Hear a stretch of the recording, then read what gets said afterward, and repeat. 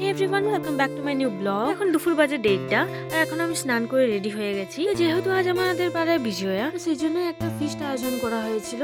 তারপরে আমি আর আমার মা বেরিয়ে পড়েছি আর মাকে আমি জোর করে একটু ভিডিও নিয়ে নিলাম। আর গিয়ে দেখি না প্রচন্ড ভিড়, প্রায় অনেক লোকই বসে পড়েছে। তারপর আমরা যেতে আমাদেরকেও বসার ব্যবস্থা করে দিয়েছিল। তারপর দেখো ওদের মাঝখানে আমরাও বসে পড়েছিলাম। আর কারো আমি ফেস ভালো করে দেখাচ্ছিলাম না, বিকজ কে কি রাগ করবে না করবে তার থেকে ভালো কাউকে না দেখানোটাই বেটার হবে আমার যেটা মনে হয়। তারপরেই দেখো আমাদের কাছে একটা বৌদি চলে এসেছিল পাতা দিতে।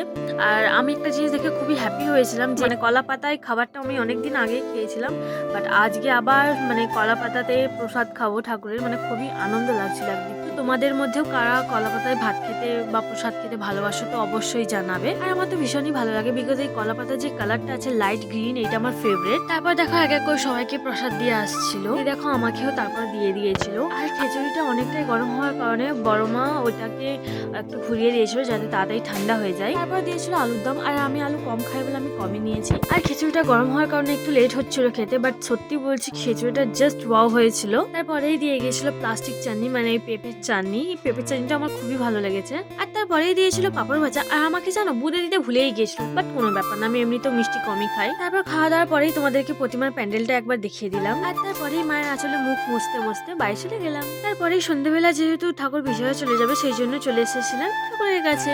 আর দূর থেকে আমরা সবাই বসে বসে প্রতিমা দর্শন করছিলাম, যেটা কিনা আমাদের সবাইরই খুবই ভালো লাগছিল। কিন্তু একদিক থেকে কোথাও না কোথাও একটা দুঃখও আছে যে মা এসেছে, যেখানে মাকে আবার চলেও যেতে হবে, বাট কোনো ব্যাপার না, আসছে বছর আবার হবে, এই ভেবে আমরা সবাই মিলে এনজয় করতে থাকলাম। আর তারপরেই দেখো বাচ্চারা নাচানাচি করতে অলরেডি শুরু করে দিয়েছে। আর ওদের আনন্দ করার সময় তো এখনই, আমিও যদিও বা এত ছোটবেলায় এমন ধরনের আনন্দ পাইনি, আর এখন উপভোগ করছে আনন্দগুলো, সত্যি খুবই মজাদার। যাই হোক, তারপর চলে গেছিলাম বাড়ি, নাহলে বাপি প্রচন্ড বকবে। আর বাড়ি এসে দেখ কাণ্ড দেখো। তো যাই হোক, আজকের মতো এইটুকু, দেখা হচ্ছে নেক্সট ভিডিওতে।